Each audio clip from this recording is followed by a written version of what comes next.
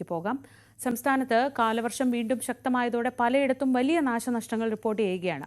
Kottayam medical college റോഡിൽ വൻ മരം കടപുഴകി സമീപത്തുള്ള വീട് തകർന്നു. ഗതാഗതം പുനഃസ്ഥാപിക്കാനുള്ള നടപടി തുടരുകയാണ്.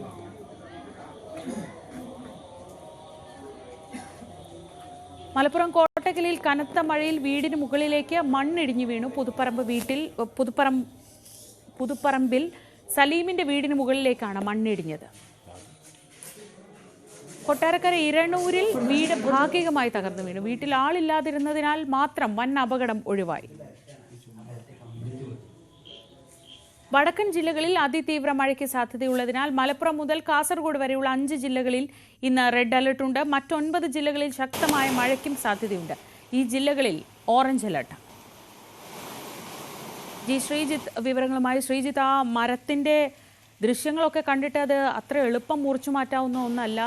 അവിടെ ഗതാഗതം എത്രത്തോളം തടസ്സപ്പെട്ടിട്ടുണ്ട്? എന്തൊക്കെയാണ്? കോട്ടയം ജില്ലയിൽ താഴ്ന്ന പ്രദേശങ്ങളിൽ നേരത്തെ തന്നെ വെള്ളം കയറുന്ന സാഹചര്യം ഉണ്ടായിരുന്നു. ഇപ്പോൾ ഈ മഴ കൂടി വന്നപ്പോൾ എന്താണ് അവസ്ഥ?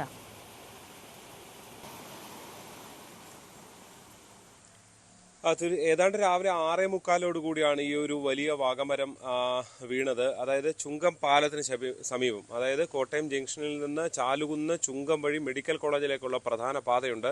ഈ പാതയിലെ ഗതാഗതമാണ് തടസ്സപ്പെട്ടത്. വലിയ മരമാണ്, ഒരുപാട് ശിഖരങ്ങളുള്ള മരമാണ്. തൊട്ടടുത്ത വീട്, അതായത് കോയിക്കൽ ജോൺ എന്ന ആളുടെ വീടിന്റെ മുകളിലേക്ക് കൂടിയാണ്. ഈ വീട്ടിലുള്ളവരെയൊക്കെ പിന്നീട് ഫയർഫോഴ്സ് ഏറെ പണിപ്പെട്ട് ഈ ശിഖരങ്ങളൊക്കെ കിടക്കുന്നതിനാൽ തന്നെ കുറെ പണിപ്പെട്ട് അവരെ പുറത്തെത്തിക്കുകയൊക്കെ ചെയ്തിട്ടുണ്ട്. അത്തരം ആളുകൾക്ക് ബുദ്ധിമുട്ടുണ്ടായിട്ടില്ല. ഈ മരം വീഴുന്നതിന് തൊട്ട് മുൻപ് ഒരു ഓട്ടോറിക്ഷ അതുവഴി കടന്നു പോവുകയും ചെയ്തിട്ടുണ്ട്. ഈ അപകട സാധ്യതയുള്ള മരങ്ങളൊക്കെ മുറിച്ചു മാറ്റണം എന്ന് സാധാരണഗതിയിൽ പറയാറുണ്ട്. അത്തരം നിർദ്ദേശങ്ങളൊക്കെ വരാറുണ്ട്. ഈ മരത്തെ സംബന്ധിച്ചും പല വാർത്തകളും ഉണ്ടായിരുന്നു. ഇത് റോഡിലോട്ട് അത്രയും ചാഞ്ഞു നിൽക്കുന്ന വലിയ മരമാണ്. ആ മരമാണ് വീണിരിക്കുന്നത്. ഒരുപാട് ശിഖരങ്ങൾ ഉള്ളത് കൊണ്ട് തന്നെ നേരത്തെ ശ്രീജ പറഞ്ഞ പോലെ അത് മുറിച്ചു മാറ്റിക്കൊണ്ടിരിക്കുന്ന നടപടി തുടരുകയാണ്. അത് പൂർണ്ണമാകുമ്പോൾ മാത്രമാണ് ഇതുവഴിയുള്ള ഗതാഗതം പൂർണ്ണമായും പുനഃസ്ഥാപിക്കാൻ സാധിക്കുക. ജില്ലയിൽ അതിശക്തമായ മഴയാണ് ഇന്നലെ രാത്രി പെയ്തത്. ഇന്ന് രാവിലെയും ചാറ്റൽ മഴയൊക്കെയായി തുടരുന്നുണ്ട്.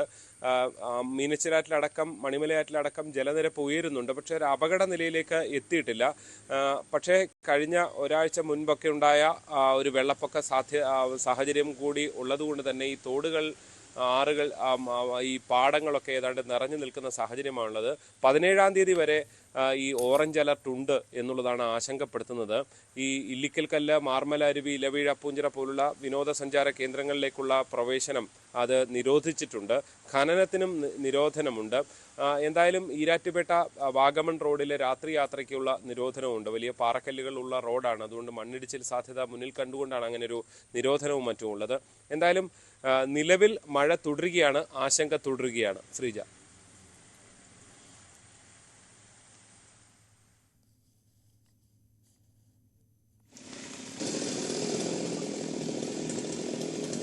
തിരുവനന്തപുരത്ത് നിന്ന് സാരംഗ് സുധാകരൻ വിവരങ്ങളുമായി. സാരംഗ്, തിരുവനന്തപുരത്ത് രാത്രിയൊക്കെ മഴയുണ്ടായിരുന്നു. എന്താണ് അവസ്ഥ? ഈ കാലാവസ്ഥാ നിരീക്ഷണ കേന്ദ്രത്തിൽ നിന്ന് നൽകുന്ന മുന്നറിയിപ്പുകൾ എന്തൊക്കെയാണ്?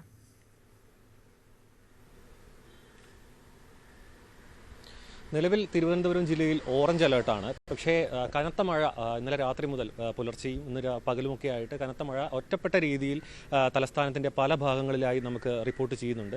കാര്യമായിട്ടുള്ള അപകട ഭീഷണി ഉയർത്തുന്നത് എന്താണെന്ന് വെച്ചാൽ തീരദേശ മേഖലയിൽ നിന്നുള്ള കടലാക്രമണം അത്തരത്തിലുള്ളതാണ്. മാത്രമല്ല മലയോര മേഖലയിൽ പല ഭാഗങ്ങളിലും മരങ്ങൾ കടപുഴകി വീണിട്ടുള്ള ബുദ്ധിമുട്ടുകൾ, അതായത് കഴിഞ്ഞ തവണ മെയ് മാസത്തിലുണ്ടായിരുന്ന അത്ര വ്യാപകമായിട്ടല്ലെങ്കിൽ പോലും മരങ്ങൾ കടപുഴകി വീണിട്ടുള്ള അപകടങ്ങൾ സംഭവിക്കുന്നുണ്ട്. ഒപ്പം തന്നെ പല ഭാഗങ്ങളിലും നമുക്കറിയാം തീരദേശ മേഖലകളിൽ 20ഓളം വീടുകളിൽ കടലാക്രമണത്തിൽ വീടുകൾ ഭാഗികമായി തകർന്നിട്ടുണ്ട്. അതായത് കടലിലേക്ക് പതിക്കുന്ന രീതിയിലേക്ക് കടൽ ഭിത്തി നിർമ്മിക്കണമെന്ന ഒരുപാട് വർഷങ്ങളായിട്ടുള്ള ആവശ്യം കൃത്യമായി പാലിക്കപ്പെടാത്ത പോയതിൻ്റെ ഭാഗമായിട്ട് പല വീടുകളും ഭാഗികമായി തകർന്നിട്ടുണ്ട്. നമുക്കറിയാം തിരുവനന്തപുരം നഗരത്തിലെ ഒരു ഇത്തരത്തിലുള്ള തീരദേശ പ്രദേശത്തുള്ള ഒരു വീട്ടിൻ്റെ ഒരു വർക്ക് ഏരിയ പൂർണ്ണമായി തകർന്നൊരു വാർത്ത വന്നിട്ടുണ്ട്. അതേപോലെ തന്നെ ചാല സ്കൂളിൻ്റെ മതിൽ തകർന്നിരുന്നു.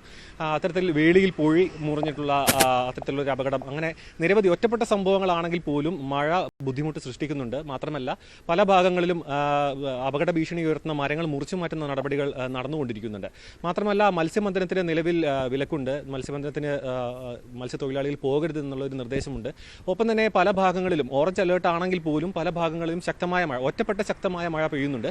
പിന്നെ അതുപോലെ തന്നെ ചില ഭാഗങ്ങളിൽ മരം മുറിഞ്ഞു വീണിട്ടുള്ള വൈദ്യുതി ബന്ധം വിച്ഛേദിക്കപ്പെട്ടിട്ടുണ്ട്. അത്തരത്തിലുള്ള ഒറ്റപ്പെട്ട സംഭവങ്ങളാണ് തിരുവനന്തപുരം ജില്ലയിൽ നിലവിലുള്ളതെങ്കിലും മഴ പെയ്യുന്ന സമയത്ത്, അതായത് ഒറ്റപ്പെട്ട മഴയാണെങ്കിൽ പോലും ശക്തമായ മഴയാണ് പെയ്യുന്നത്. ഒപ്പം തന്നെ കനത്ത കാറ്റും അനുഭവപ്പെടുന്നുണ്ട്. ശ്രീജ, സാരംഗാണ് വിവരങ്ങൾ നൽകിയത്. മലപ്പുറത്ത് നിന്ന് ജിഷാദ് ചേർന്നുണ്ട്. ജിഷാദ്, മലപ്പുറം ജില്ലയിൽ ഇന്ന് റെഡ് അലർട്ടൊക്കെ ഉണ്ട്.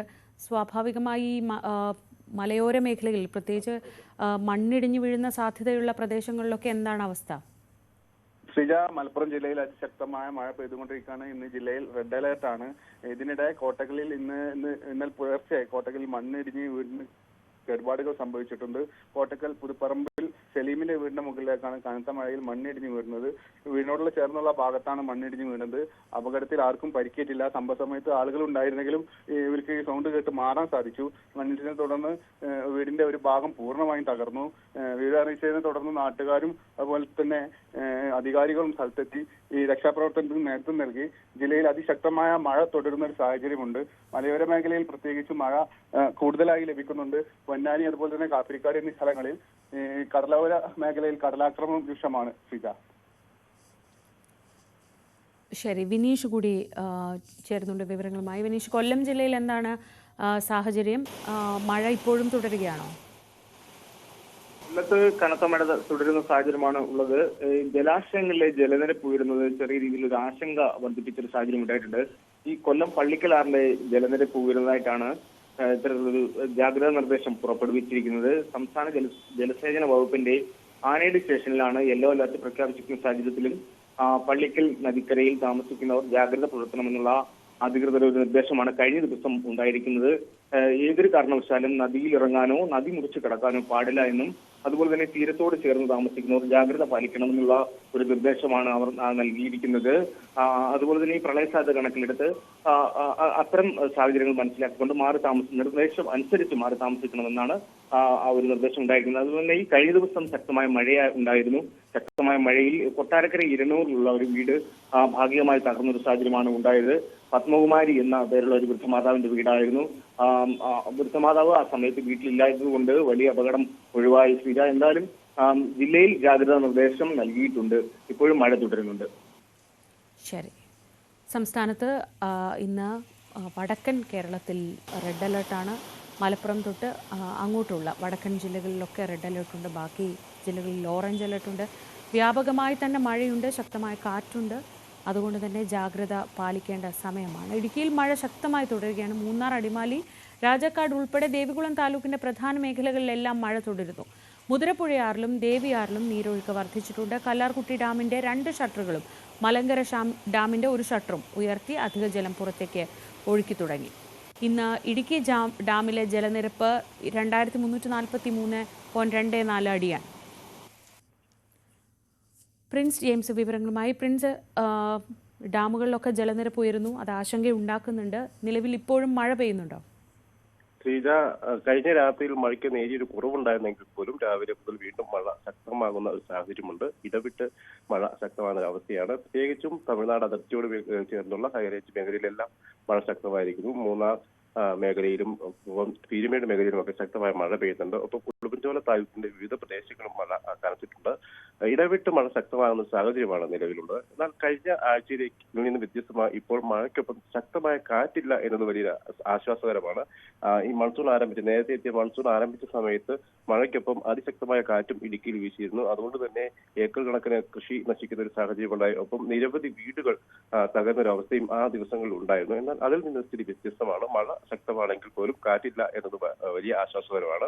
അതോടൊപ്പം നമുക്ക് എടുത്തു പറയേണ്ട കാര്യങ്ങൾ, വരും ദിവസങ്ങളിലൊക്കെ ഇടുക്കിയിൽ രീതിയിലുള്ള നിരോധനങ്ങൾ, വിവിധ കാര്യങ്ങളിലുള്ള ജാഗ്രത തുടരും എന്ന് തന്നെയാണ് ജില്ലാ ഭരണകൂടം അറിയിച്ചിരിക്കുന്നത്. പ്രത്യേകിച്ചും കനത്ത മഴ പെയ്യാൻ സാധ്യതയുള്ള 17-ാം തീയതി വരെ ടൂറിസം ആക്ടിവിറ്റികൾ, പ്രത്യേകിച്ചും ജലവിനോദങ്ങൾ അടക്കമുള്ള ടൂറിസം ആക്ടിവിറ്റികൾക്ക് നിരോധനം ഏർപ്പെടുത്തിയിട്ടുണ്ട്. ഖനന പ്രവർത്തനങ്ങൾക്ക് നിരോധനം ഏർപ്പെടുത്തിയിരിക്കുന്നു. ഒപ്പം മൂന്നാർ ഗ്യാപ് റോഡിൽ വഴിയുള്ള രാത്രികാല യാത്ര നിരോധനവും തുടരുകയാണ്. മൂന്നാറിൽ ഗ്യാപ് റോഡിൽ കഴിഞ്ഞ മഴക്കാലത്തും മണ്ണിടിച്ചിലുണ്ടായ സാഹചര്യമുണ്ട്. അതുകൊണ്ട് തന്നെയാണ് രാത്രികാല യാത്രയ്ക്ക് ഇപ്പോഴുള്ള നിരോധനം തുടരുന്നൊരവസ്ഥയുള്ളത്. അതുപോലെ ശക്തമായ മുൻകരുതലുകൾ സ്വീകരിക്കണമെന്ന് ജില്ലാ ഭരണകൂടം ആവശ്യപ്പെടുന്നുണ്ട്. എന്തായാലും കഴിഞ്ഞ ദിവസങ്ങളെ അപേക്ഷിച്ച് അതിശക്തമായ മഴ പെയ്യുന്നുണ്ടെങ്കിൽ പോലും തുടർച്ചയായി അതിശക്തമായി പെയ്യുന്നില്ല. എങ്കിലും ഇടവിട്ട സമയങ്ങളിൽ മഴ ശക്തമാകുന്ന ഒരു സാഹചര്യമാണുള്ളത്.